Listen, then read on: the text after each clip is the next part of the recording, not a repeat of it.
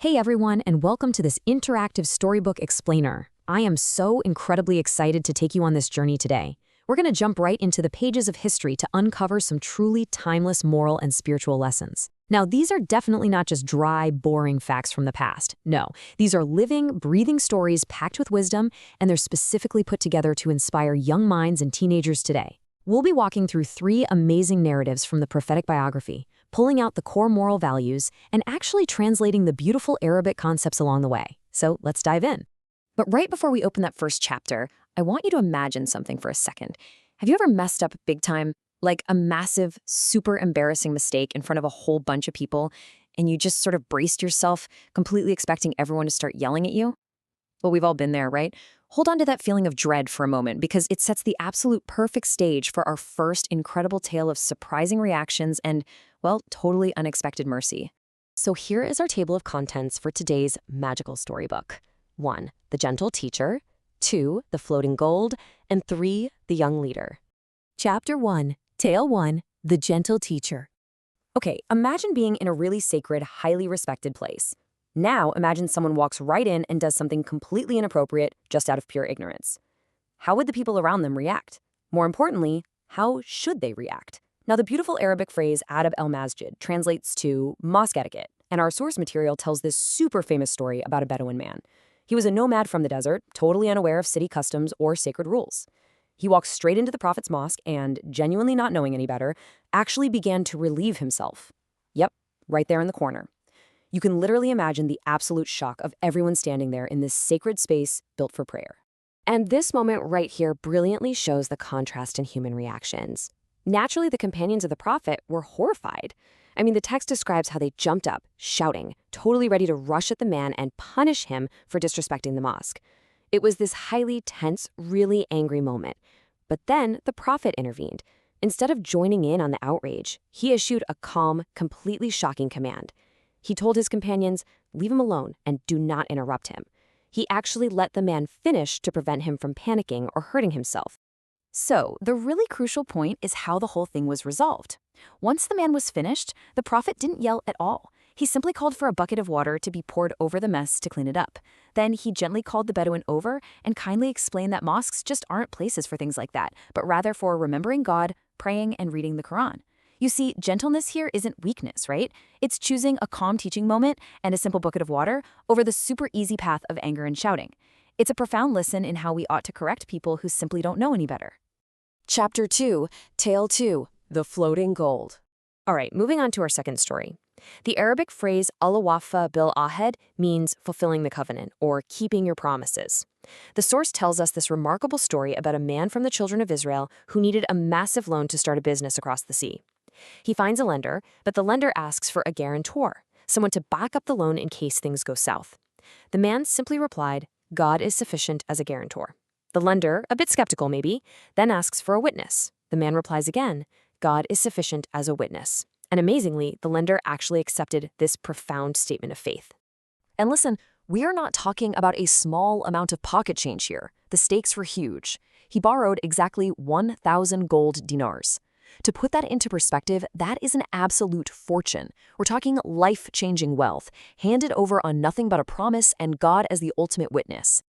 So let's look at how this crazy journey plays out. The man takes the 1,000 dinars, travels by sea, works incredibly hard, and actually becomes super successful. He gathers the 1,000 dinars to pay back his debt on the exact day they agreed on. But when he gets to the port, there are 0 ships.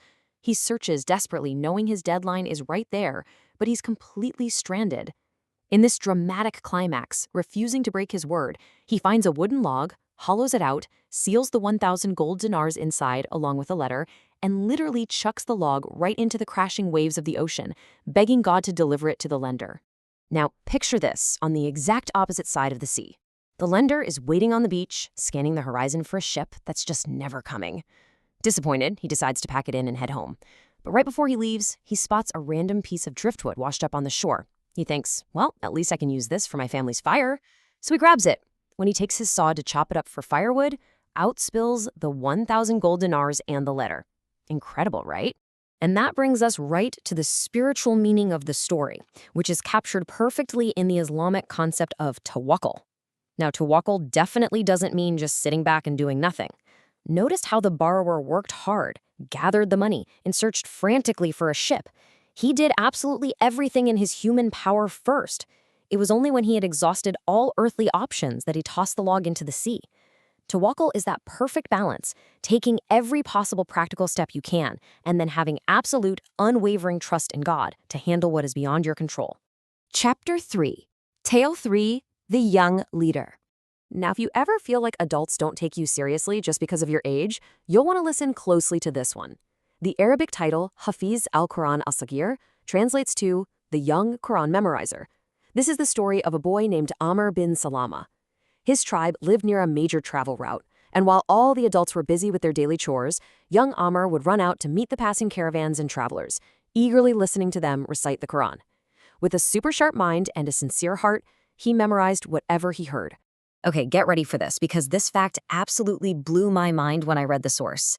How old do you think Amr was when he was doing all this? He was only 6 or 7 years old. Seriously. While most kids his age were just playing in the dark, he was proactively gathering spiritual knowledge piece by piece from total strangers passing through his town. Eventually, his entire tribe decided to embrace Islam.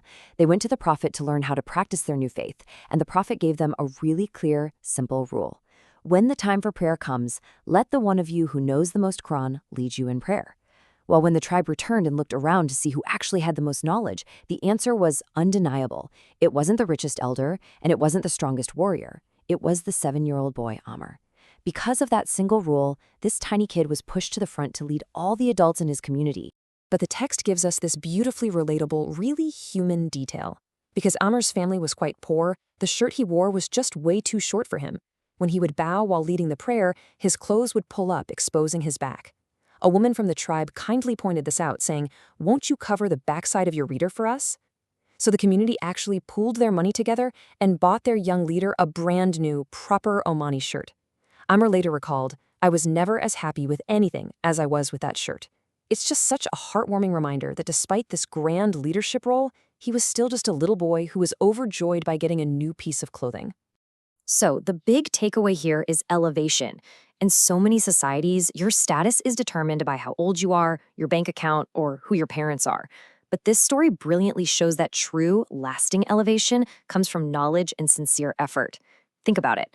If a 7-year-old can lead a whole tribe just through his dedication to learning, imagine what you can achieve if you dedicate yourself to gaining useful knowledge today. Conclusion: your turn to lead. Well, that brings us to the end of our storybook for today. But honestly, it's really just the beginning for you. We didn't just walk through these stories for entertainment, we read them to find actual tools for our own lives. Let's do a really quick recap of the 3 treasures we uncovered in today's explainer. First, from the Bedouin in the mosque, we learned about gentleness and anger, choosing to teach calmly over shouting. Second, from the man with the floating log, we learned absolute trust in our promises, doing everything we humanly can and leaving the rest to God. And third, from young Amr, we learned that seeking knowledge is the absolute truest path to leadership, no matter how young you might be.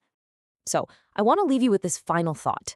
Knowledge is really only powerful when you actually apply it. You've heard the stories, you understand the values, but the real magic happens in your own life. So I've got to ask you, which of these 3 values, gentleness, trust, or knowledge, are you going to put into action today? Think about it, make a choice, and step up to be the leader of your own story.